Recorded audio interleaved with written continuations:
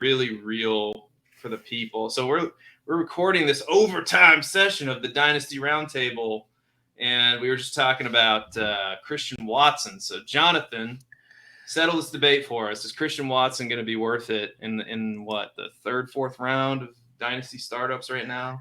Somewhere in there? Gosh, for Christian Watson, at this moment, I'm out. He's talented, but here's the thing: the Packers are going to be run heavy, and they just added a boatload of target competition. Jalen Reed, we've got the Tucker Kraft, Luke Musgrave. They are going to be, and I mentioned all these pass catchers, but yet the way they operate that, I feel like they're going to be running the ball a lot. I feel like it's going to be an A.J. Dillon, Aaron Jones kind of show. They want to protect the new quarter, Jordan Love, which I don't know if I think he'll be fine, but I think he's going to be like quarterback 2 fine. Yeah, that's my concern. I get it that Christian Watson displayed the big play potential last year, and we're all about upside in fantasy football, and I understand. I actually do like the profile, but my predilection in Dynasty is, I don't know, maybe it's to my detriment, but I'm all about value and where I'm drafting players and where other players are going around certain ranges. And when I see a player like Chris Godwin, who's showed it to me before, and I mean, I know he's 27 years old, and I know Baker Mayfield's there, and I know Baker Mayfield's airing passes and shorts, but I don't really care about any of that. I don't care, because Chris Godwin has showed me that he can produce fantasy points, and I think he's going to find a way to do it because he's done it before. And Christian Watson he's done it in spurts, and I know he's a young guy, and I know he has the profile, but it scares me. It just, when I'm making these picks in the third, fourth round, I just don't know. I need to see more. This is just this is unfair to Christian Watson. I don't understand. You know what's hilarious? Not one of you used the argument of Christian Watson is not good at football. So we know, there's no argument that he's not talented. And Seth, I want to touch on you saying he only produced in spurts. The spurt was the second half of his rookie season. I feel like that's a little bit more significant than like a 3-game stretch from weeks 4 through 6. He became a full-time player in week 10. He cracked 75% snap share for the first time in week 10. Never saw, except for a game against Miami where he got hurt, never saw, less than, it was an 80 to 90% snap share guy, always on the field until that game against Miami where he got hurt. He was the wide receiver 9 in fantasy points per game. He's young. He's not as young as I thought. I just scrolled up. He's 24. Yeah. Still, but that's not even a really big deal. No, it's not. It's not. But it's not like he's 22. That's 2 years less in that prime window that you're gonna get. But he has the physical profile. You mentioned, Jonathan, that they added target competition, but you did forget to note that Allen Lazard and his 6.7 targets per game were also vacated. And the benefit to Watson there is that Lazard and Watson's role kind of collide with each other. They're very similar. Whereas Jaden Reed's profile, who we think we all believe is going to assume a lot of those 6.7 targets per game, Reed's style is much more adverse to what Christian Watson is going to be doing. And if Jaden Reed is good, which I think he is, that is going to draw attention away from Christian Watson. With Lazard, you play 2 deep safeties or cover 3. If you load that secondary up, right, you're taking away the deep third of the field, which is where Lazard and Watson were living. Now you add Reed into that equation instead of Lazard, and you have to play maybe some more man-to-man, some other situations where if you play a bunch of soft cover 3 zone, Jaden Reed's going to have 12 yards per reception because he's going to get the ball in open space and he's going to tear you apart. So I think the move to get Jaden Reed was very smart for the Green Bay Packers, and it showed that they didn't care for Lazard because they had their guy in Watson. And I hear the offensive concerns and the concerns with Jordan Love. But in my opinion, if he has this role with his ability, if he's getting a 20 to 25% target share, no matter what this offense is, he's going to be fantasy relevant. The quarterback situation will get figured out at some point. Well, but if you are in on Christian Watson, do you have to be in on Jordan Love? No. I mean, no, because Jordan Love's honestly one of my biggest concerns, and I think Jonathan agrees. It's like Jordan Love could be Marcus Mariota bad. Like he could just be really bad. I mean, that's in the range of outcomes because we haven't really seen much from Jordan Love. Yeah. And I think we can both agree, as much as I do not like Aaron Rodgers, Jordan Love's a significant downgrade, or Jordan Love rather is a significant downgrade from Aaron Rodgers. I can admit that. So those are my concerns, and I'm just thinking we're in on Drake London though. We're in on Drake London though. Yeah, I get it, but no, I know, but Drake London has showed me a little bit like more of a consistent role, right? I don't have his numbers. Okay. I do have. Yeah. Hold on. I thought you were going to say more consistent production, but you said more consistent role. And that's very fair. 117 targets, number 2 in target rate, number 5 in target. Yeah, target share. Yeah, come on now. What do we? But the point stands. You said if we like Christian Watson, do we have to be in on Jordan Love? And I don't think that's the case. And I just gave you another situation where we're in on the receiver, but not in on the quarterback. I know you're not in on Jahan Dotson, but some people are, right? That doesn't mean I'm in on Sam Howell if I'm in on Jahan Dotson.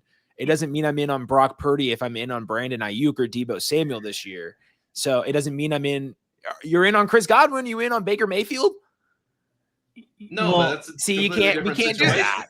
Well, I just want to add, you got a really good point because I love Treylon Burks, but Ryan Tannehill, but at the same time with Christian Watson, he's going to be playing with a totally different quarterback that may not be looking to make the swashbuckling throws that Aaron Rodgers made. It's a whole nother stylistic are we looking at a whole nother stylistic change here? Like as opposed to Desmond Ridder or Ryan Tannehill, they're in the same systems. We've seen them operate these systems and they're not great, but they're fine. But it could be a whole nother stylistic approach. They may be like, okay, we know Watson's deep, but if you want to check it down to Jalen Reed or Aaron Jones, there they are. Just check it down. So that I guess is how I kind of consolidate that disconnect. Matt Babich, how dare you took my brain some time to think about this, Matt, and Jonathan reminded me of it. How dare you compare Marcus Mariota or I win either way. How dare you compare Marcus Mariota to Aaron Rodgers? How dare you do that? Because with Mariota, look at what Drake London was able to do. And that's maybe arguably the worst quarterback in the NFL last year. And now that they actually got more pass attempts once Ridder was in there, right? So Ridder played in 4 games, I know. Same small sample size, but you look at the pass attempts, 26, 33, 26, 30, significantly more than Marcus Mariota's, which if that trend would continue, then that would mean, more opportunity for Drake London, more opportunity for a player like Kyle Pitts. And if their target share is the same, oh boy, you look at Jordan Love in the 4 games that he played. See if you like this. 5, and this could have been in part-time play, to be fair, but 5, 4, 9, and 3 passing attempts. So I'm already just getting rid of pretty much whatever argument's about to happen here. Yeah, that's my point. That's my point. We haven't seen anything. We haven't seen it.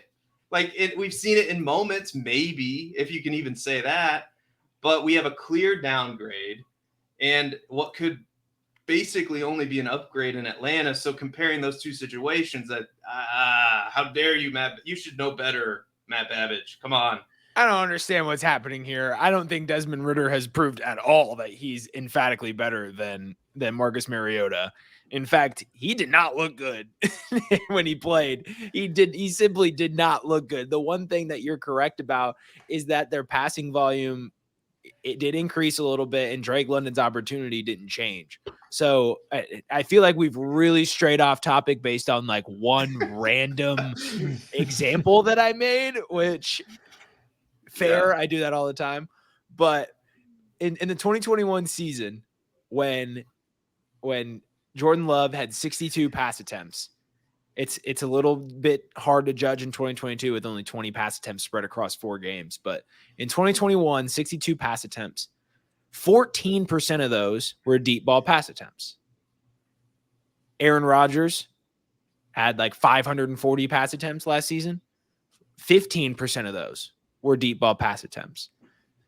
So nothing's definitive from that at all. But what it suggests to me is that in a slightly larger sample size, Jordan Love showed that he was as willing as Aaron Rodgers is to throw deep that often. And by the way, Aaron Rodgers finished with 81 number 2 deep balls. So from what we saw in his college days, and Jordan Love talking trash on social media, I don't really think there's anything in his brain that thinks he can't make those throws downfield. He was willing and able to do it against Philadelphia and then last season against Kansas City. So, and I think this just comes down to the fact that he had bad opportunity last year. And Seth, you should like this argument because we're giving Aaron Rodgers too much credit. Christian Watson had a 4.56, number 90 out of receivers target quality rating, 61%, 94 catchable target rate, 7.4, number 41 target accuracy. Can't get much worse. Wide receiver 9 in the back half of the season. And he had a quarterback on ayahuasca with a broken finger who didn't know Christian Watson from one of those inflatable things outside of a car dealership. There's the same person, just a deep, tall figure downfield. He's just throwing it. Yeah. So we're going from a drug addict to Jordan Love. I think it's at least equal. Drug addict? Yeah, ayahuasca. Ayahuasca, is that an illegal narcotic? So what I just heard out of all what you just said is that maybe Mike White is better than Aaron Rodgers. I think Mike White is better than maybe he got credit for. To be completely honest with you, I think Mike White is a career backup. He's that Case Keenum guy where you're like, all right, yeah, you heard it here, ladies and gentlemen. Aaron Rodgers is now his career backup territory. We can just we can have a double clip where it says Mike White is better than Aaron Rodgers, Seth Diewold, and Matt Babich. Two of the only people on the planet that think I ridicule him, and then I immediately say the same thing. Jonathan, I'm going to give you the final word of overtime. What do you have to say about all this crazy talk? I'll go back to I want to go back to the Falcons because I've been triggered by this Desmond Ridder slander, and I don't think I'll take it anymore. I just Jonathan's on my side. Yeah. Jonathan's on my side. I think Babich, Matt, I think you're right, but it's like Arthur Smith. He runs that boomer ball system, and it's like if you don't take sacks and if you don't turn the ball over, you've got the job. And I'm looking at his completion percentage here on Player Profiler. His first start was 50% completion, so I'll kind of ignore that. So I guess I'm kind of, twisting this to my benefit here. But after that, 66% completion, 73% completion, and 63% completion. No interceptions, just managing, getting the ball to London, getting the ball to – now this year he can get the ball to Bijan. He still won't get the ball to Pitts because, life is horrible. I'm hopeful for Jordan Love, but I'm concerned still. And that's just where I'm at. It's serendipity because I just popped back over into the GOAT District chat, and guess who's hyping up Christian Watson? All of them.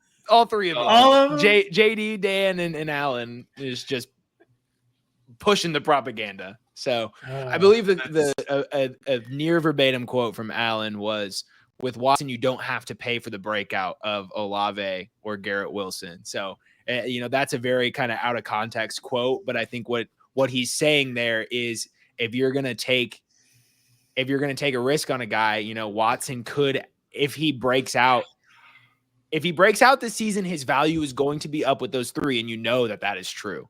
And his point is it's a risk that could pay off pretty massively right now. I don't want you to overread and think that he's saying that he's going to be one of those guys or that he's the next one of those people. But what I believe he is saying is with his value right now, he has a similar ceiling if he shows this again next year. And if Jordan Love shows that he's a competent quarterback. So if that happens and you take the shot on him, it's going to be something that pays off. Michael Pittman or Christian Watson in Dynasty? Ooh, win now, rebuild or neutral? We gotta go neutral. Okay. I'm putting you in a tough spot, Matt Babich. These are my two biggest loves in my life. I'm gonna go with Christian Watson. Oh my God. I'm gonna go with Christian Watson. This is okay. We have to. Okay. Thanks for tuning in to Overtime, everybody. You heard it here. You heard it here. I don't think I can do anything. It's me and Jonathan against the Christian Watson mob. We're holding them off. Yeah. I don't think we can do it for much longer. Actually, we're not holding them off because they are running rampant. So thanks for tuning into Overtime, everybody. You'll see more of these coming out from Player Profiler and all of our other shows. So be on the lookout. Stay tapped in. Bye-bye, all.